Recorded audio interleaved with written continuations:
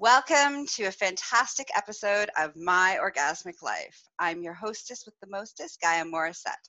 And today's show is brought to you by ticklelife. All right, so everybody who's watching me, I have like this big mark on my face. And I just want to take a moment to say where'd that mark come from? I actually scratched myself. So because of the COVID adventure, we can't get our nails done. And because I can't get my nails done, I now have no fake nails. I have my real nails. My real nails are sharp, and I'm not used to them yet. So I scratched myself. You know, like when babies, you have to put like little gloves on them so they don't scratch themselves. Yeah, that's pretty much what happened to me. I haven't had like real nails in like 7 years. So, okay, moving on. All right, let's get into our conversation today. Today I want to talk about when I used to be a swinger and my adventures of swinging. Somebody asked me that because my last podcast I did on My Orgasmic Life, I talked about my journey of becoming a sadist into the world of kink. And somebody had asked me, like, do you have any, like, you know, wife swapping swinging like stories? And I was like, oh, that's right. I used to be a swinger. And I never really talk about it. Like I talk about being ethically non-monogamous and, you know, how I have a harem, but I don't actually talk about the period of time when I was a swinger. So I thought, you know what, this would be a good show. Once upon a time in a land far, far away, there was a girl. So I want to talk about how my adventures in swinging. So let's see, where do I want to start? Okay. So when I was 20, yeah, that's when I entered the world of swinging. 20? No, actually 25. When I was 25, that's when I entered the world of swinging. And up to that point, I've been practicing ethical non-monogamy. Well, I spent a lot of time not practicing ethical non-monogamy. Then I turned 20, and then I practiced ethical non-monogamy. And for those 5 years, I was trying to figure out like what kind of relationship styles work for me of being not monogamous. And so my partner at the time, and I decided that we would enter the world of swinging. And so we dropped into this world of like what it meant to be a swinger and, you know, the nuances and, you know, playing together and the adventures and trying to figure out what are our hard limits and what are our rules. And, you know, it became quite the adventure between the two of us. But there was a lot of fun, but there was also like a lot of awkwardness and horrible first dates. And, you know, lots of like bad sex and, you know, opportunities to look at, you know, jealousy and insecurity. And, you know, it's like, and I realized that swinging wasn't really for me. And I'm going to go into that a little bit later. That's why I have a harem and I move in a different way than, you know, dropping into the swinging world. You know, it's not something that really works for me personally. But so some of the stories are, let's see, let me give you the first time we went to a swingers club. Let's talk about that. Okay. And there's some really fun adventures that I had in the swinging world. So me and my ex at the time, we're like going to go to the swingers club. And back then, because again, I'm going to, you know, remind you that I'm 45. So that was a long time ago. I know, doesn't look like it, but it was. So that's like, oh my God, that's like 20 years ago. Oh my God. I'm just having a moment, an age moment. Anyways, so 20 years ago, there was not, there was no on-sex premise clubs, right? There was just, you had your swingers clubs that got kind of hot and steamy, but there was no sex allowed in those clubs. In Canada, it was illegal back then. So we go, and we're gonna go to the swingers club. And this was our first experience. We hadn't gone on any dates. We hadn't met any people. We hadn't played with any couples. Like, we hadn't done anything yet, right? So we're like newbies. And we're sitting in the parking lot, and we're like so super freaked out and nervous, being like, all right, ready? Let's go in. And we like, then one of us would be like, okay, let's go in. And the other person would be like, no, I'm not ready. And then another person would be like, let's go in. And the other person would be like, no, I'm not ready. And so we sat in the parking lot, I shit you not, for 3 hours doing this thing. We're like, okay, let's go in. Oh, no, I can't. And watching all of these different people, because in your mind you have this idea that it's going to be like that everybody the imagining of the swingers club is that everybody's going to be super hot, super attractive, young and around your age, and you have this vision of like this fantasy of what it's going to look like and what it's going to be like. It's none of those things.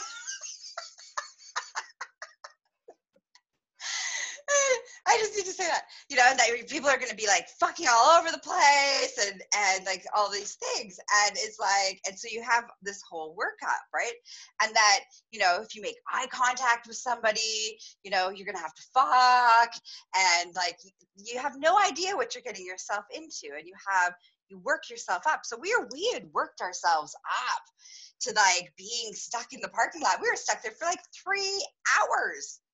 So finally, good thing we went early. So finally, I'm like, all right. And we're both like, all right, this is ridiculous. We drove all the way into the city, to go to this club. I'm like, okay, worst case scenario is we just go in, we see what's going on, we dance, and then we leave. And he's like, okay, all right, let's do it. I'm like, all right. So we like walk into the club, and it's just like a nightclub. That's all it is. This is like a nightclub. People are standing around, people are drinking, people are dancing. Like, that's all this is. And we spend like 3 hours in the parking lot for nothing. But then we're like, hey, don't make eye contact, right? Like, don't make eye contact. So we're like, I'm sure every swinger in that bar was like, oh, look at the newbies. Oh, those poor things. Oh, look at them. Aren't they cute? They're like terror. I'm sure that's what they were thinking.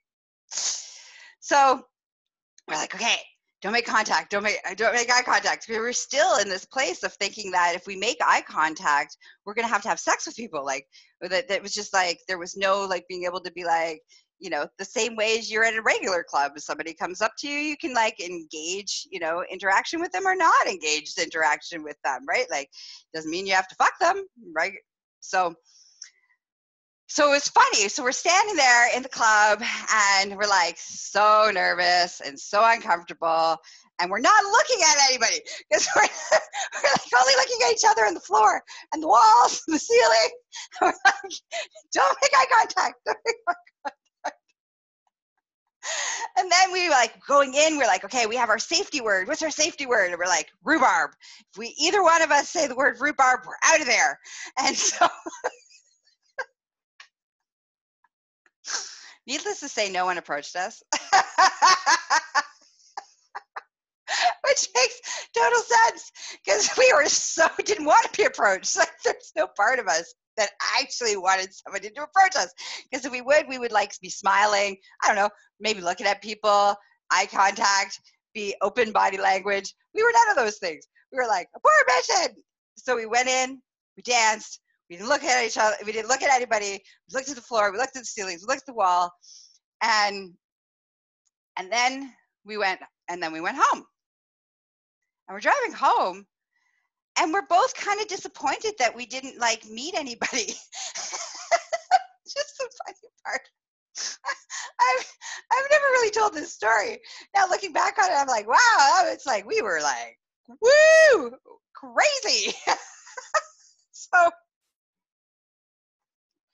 like both of us were like, well, no one approached us. No one thought we were attractive. People don't think we're attractive? Maybe like that's what's wrong with them, and all this stuff. And so we started making everybody else wrong about that experience instead of that. Now that I look at it and I'm talking about it, I'm like, of course nobody approached us. Why would anybody approach us? When there was no part of us that was like, yes, we're open. We're open to smiling, maybe just having a chat. Like there's no part of that. So of course no one approached us. So we're like, okay, but I had fun. For me, it was fun in being, I love dancing. Like I love dancing. And I loved the opportunity to be able to express my dancing self in a sensual, sexual way without actually feeling predatory. And that was kind of, it's kind of interesting actually. One of the things of moving into the swinging world really actually versus, because I used to be young then, so I was going out to nightclubs all the time. Now I'm in bed before the nightclubs even open. Anyway, so back in the day when I was cool,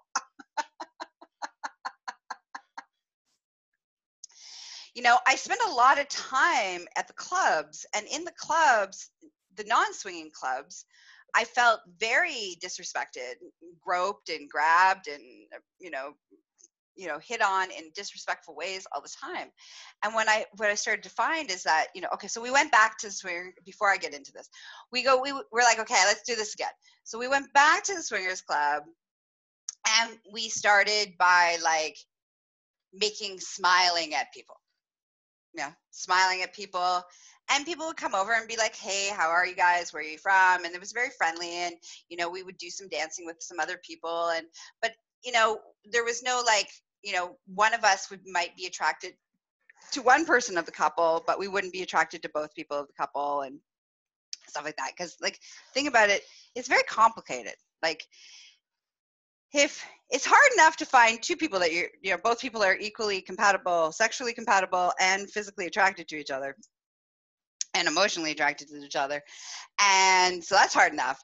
But then you throw in like 4 people, that's like a whole lot of combinations that are challenging to actually meet.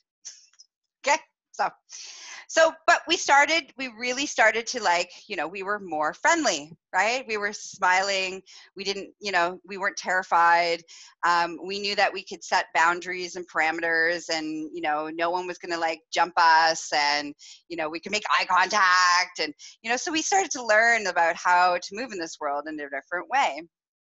And so I really loved being able to be sexual and sexually liberated and free in my body, and also knowing and feeling safe in that environment, because I knew that no one was going to touch me without asking my permission, because those were the rules back then. Like you don't touch unless you say, may I?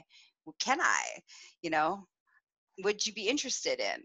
And so all of a sudden, for the first time in my life, I loved it, because I felt really, really safe. It felt very comfortable to be able to own my sexuality, to own my body, and to be able to say no and have that respected. And so that for me was one of the things that I really, and I still love about the swinging world, because, I teach and facilitate, and, every once in a while I'm in that world for whatever reason, and I still love the play and the conversation and the asking and the permission and the sexually freeing space that provides for me, right? So yeah, okay, so that was the swingers club. Let's see what else. What other some highlights of my swinging life? So the thing that was always weird for me was the lack of communication, and that makes perfect sense, because let's be honest, that most areas of sexuality, whether it's with one person, 2 people, 5 people, a whole room of people, we really haven't been taught how to communicate what we want, what we need, how we, what our turn-ons, what our turn-offs are. So it makes total sense that in the swinging world, that's not any different.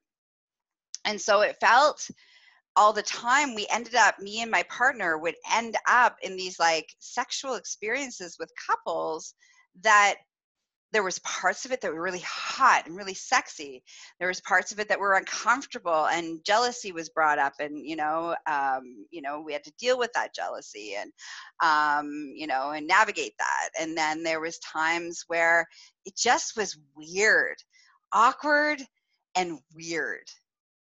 And there wasn't a lot of time to like communicate with each other as a couple. Like, are you attracted to this person? Are you not attracted to this person?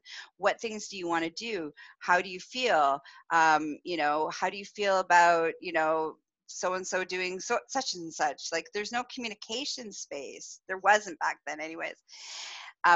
Knowing what I know now, if I decided to do some swinging adventures, I would do it very differently than I did back then.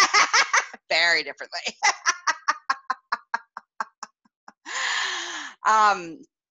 But there was lots of these moments where I'd like look over at my partner fucking some woman, and while some guy, her husband or partner would be like going down on me or fucking me, and it was like not really good sex. Like I was just like, huh, I feel like I should be more satisfied. Like, it should be hotter. It's not, right? And so for me, and this is just solely for me, this is from my experience. And so this is not a slam in this around swinging at all. Okay. So I'm just sharing what my experience was. For me, I'm very much about quality of sex versus quantity of sex. And if I can have quality and quantity at the same time, woo, that's fantastic. But this is my own personal preference, I would much rather have really epic sex with myself than to have awkward, weird sex with somebody else. That's not very good. And so because of that piece, there was all these awkward, bad sex moments. Like, what are you doing? Why are you doing that? What is happening right now? Hey, I was just about to come. Where'd you go? Right? Like, there was a lot of those moments for me in the swinging world. And I didn't know how to facilitate the conversation as I do now. I didn't know how to facilitate the conversation with my partner like I do now. I didn't know all of these things that could have avoided. I would take one for the team, right? So like if my partner was really attracted to, say, her, because he wasn't bi, I was bi, but he was attracted to her, and I was like, he's okay. I would end up having sex because I would be taking one for the team because I wanted him to have some fun. And that always was awful. Like, not only did it feel bad, the sex was awful. And then I felt angry and resentful as a byproduct of that. So that was one of the rules that I learned really quickly. Like, don't ever take one for the team. It is not a good plan. Nothing good ever happens from taking one for the team. The other piece that, in that current relationship, there was a lot of other issues that were going on that were at play. Okay. So our sex life when we had sex was spectacular, but our sex compatibility, he had a very low sex drive and I had a very high sex drive. And there was a lot of stuff there that was unresolved. And one of the things is that really kept being brought up was that we probably shouldn't have been swinging, actually. Like, it wasn't really good for our relationship. Not the non-monogamy part, but the swinging component of it. Because what would happen is that it wasn't just about his sex drive, it was also about the motivator behind what was going on with his sex drive. And so all of a sudden, I would, do all the things for the couple and the blah, blah, blah, and the seduction and, moving. There's that always that really, really awkward moment between we have our clothes on and we're going to roll around naked. And if somebody doesn't take initiative, you can like spend till 3:00 in the morning before anybody gets naked. So anyways, I was the initiation girl. That was kind of the role, because otherwise it wasn't happening typically. So what would end up happening is that I would do all this work, and then he would just show up and drop his pants and be really excited and really into the sex and this woman. And then I would feel this feeling internally of jealousy that would come into this place at this moment, because all I wanted from him was to lust after me in that way. And I would see him lusting after some other woman, but not lusting after me. And so that would bring up my stuff and my jealousy, and then it wasn't really a lot of fun for me. I have to manage it and heal it and blah, blah, blah. But again, remember, this is like 20 years ago, right? I wasn't as, enlightened as I am now. Just some ugly shit there, right? So I'll just own that piece. But knowing that piece of that, him and I were not ideal to do swinging because we weren't solid. And that's really what was the point, was that him and I were not solid in our sexuality, in our relationship, with our communication skills, with all of those pieces. And because we weren't solid, bringing in a bunch of other people into our bedroom did not solve that problem. It just aggravated the facts and just really brought up to the surface how much our relationship wasn't rock solid. In the end, our relationship ended. I don't think it was because of swinging, but I don't think swinging helped the situation. I think that swinging helped the situation. So what I learned about myself is through that process is a lot of things. Communication, never take one for the team. Be really clear about what your boundaries are with each other. Making sure that you have time to talk before you decide whether or not you're going to roll around naked with somebody. Really have a conversation, take the moment, even if it doesn't feel like it's sexy, to just be like, hey, you know what? We need to talk to see if this is a good fit or not. So give us 5 minutes and we'll be right back. And go take the 5 minutes to actually lean in, to have a conversation with each other, to make sure are both of yous into it and both of yous on the same page. Let's see what else. So those are the things: communication with each other. And then also when you're like vetting the couple, not that you just think they're fun and they're cute and they're hot, depending on, there's all different layers. Like there's people who love swinging and it's all about having sex with strangers. There's people in the swinging world that are more like lifestyle people, where they make connections with people and then they build relationships, and sex happens to be a part of that. I fell more into that category. I typically fall more into that category across all of my sexual experiences for the most part. So, take the time and do the vetting, right? Like the same way as if you were single and you were gonna bang somebody, do the same kind of vetting process around being able to ask, what are their turn-ons, what are their turn-offs, what are they into, what are they not into? Because if you have somebody who likes to be spanked, and and then you have somebody else that really likes gentle sexual experiences, and then you throw each other together without having a conversation about that, trust me, it's not going to go well. Awkward, uncomfortable. People are like, what is happening? It's not like all filled with orgasms and bliss. Right? The other big piece that's super important is safe sex, practicing safe sex. Now, it's really important that if you don't know what that, all the pieces to that, go check. I have a podcast episode that I did about STIs and STDs. Go check that out. But it's hard enough to do safe sex with two people. So now you got 4 people, and you got cross-contamination, and you got to be like, okay, so my finger was in there. I can't put that finger in the other vagina. Okay, no toy swapping. Okay, you know, I put my penis, I have a condom on. Okay, I fucked one woman, one vagina. Okay, I can't fuck another vagina without a new condom. Like, all of those pieces are really important. And really leaning into that space around that is an important piece that so you don't have to have awkward conversations. Like when we had sex with one couple and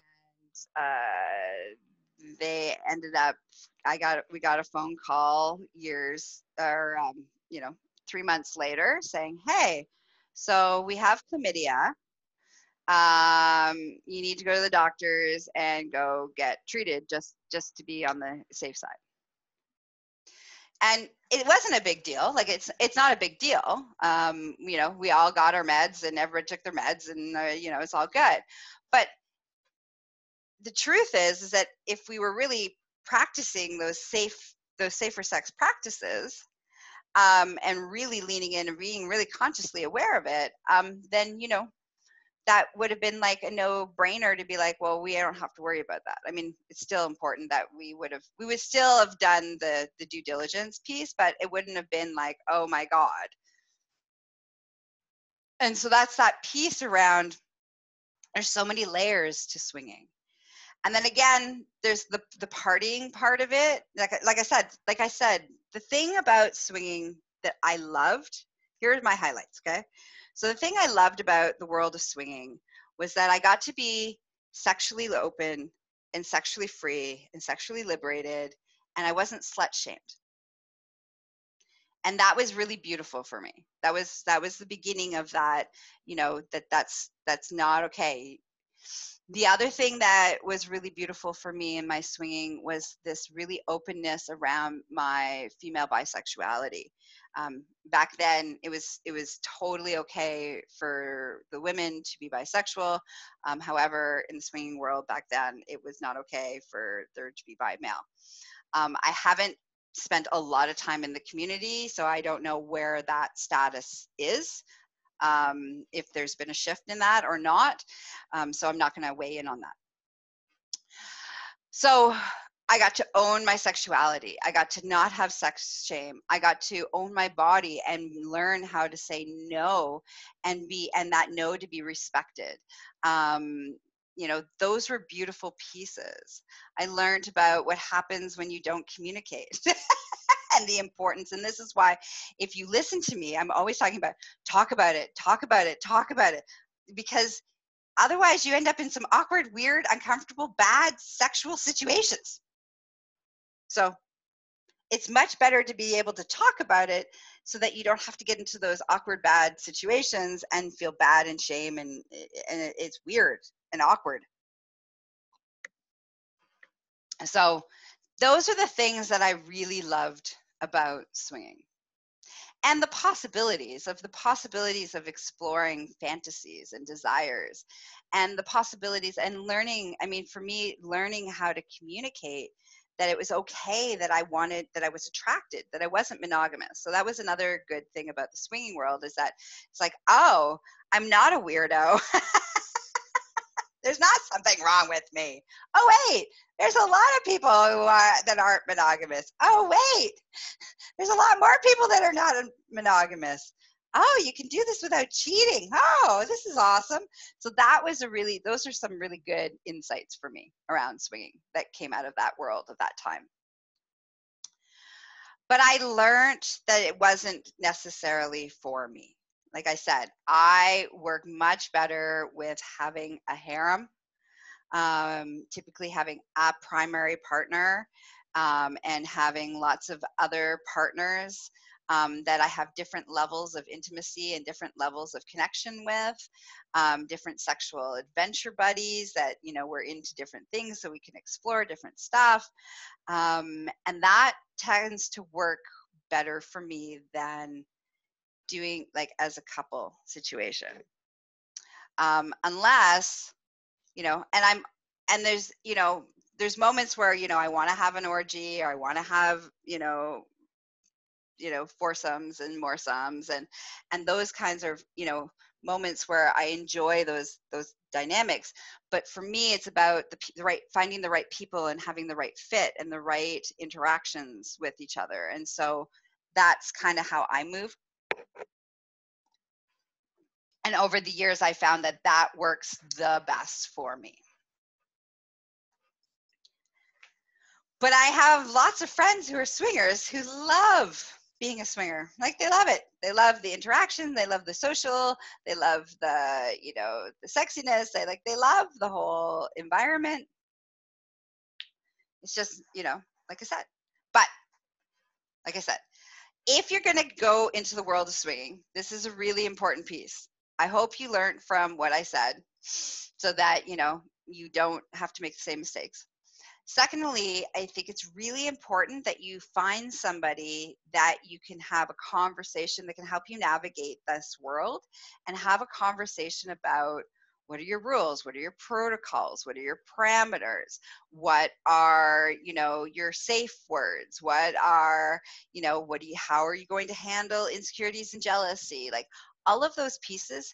Setting that system up within yourself and within your relationship will help you have a much better and more successful sexual swinging experience than just jumping in and not knowing the fuck you're doing, and making all figuring it out as you go along, because that figuring out as you go along can be incredibly painful. And I'm not just talking about like little tiny growing pains. I mean, heart-wrenching, uncomfortable, mistakes that can happen really, really, really easily without that support. So whether you join a group that's, for newbies, and there's somebody in there facilitating, all those pieces, or you reach out to somebody like me who's an expert in, helping you navigate ethical non-monogamy, it's really, really, there's some foundational pieces in order to be successful in swinging, or any non-monogamy whatsoever, by the way, kind of style of relationships, that you need to have in place. And if you have those things in place, then it can be easy, and it can be fun, and it can be enjoyable, and it can be what your fantasies are. If you don't, it can be really incredibly painful. So that's it. That's all. Those are some of the stories. I got other stories, and maybe I'll tell you those later when I'm inspired to do so. So if you're like, well, how do I spend more time with Gaia? You can reach me at succulentliving.com. And for all your BDSM wellness needs, you can reach me at empressgaia.com. Don't forget to listen to and tune into my podcast, My Orgasmic Life. It can be found on all the platforms, Spotify, Apple, anywhere you listen to podcasts. You can find me anywhere that you're listening to music. Usually you can find me. You can also download my app from Google Play. And again, My Orgasmic Life. And just a quick reminder, this episode was brought to you by Tickle.life. And I'm their host for their podcast. So if you like being a voyeur, you like watching, you like listening, you like listening to other people's sex lives, which I know you do. Who doesn't? All right. If you love that, then come check out Tickle.life's podcast. And it's also on Spotify and Apple. And you can find it on their website as well.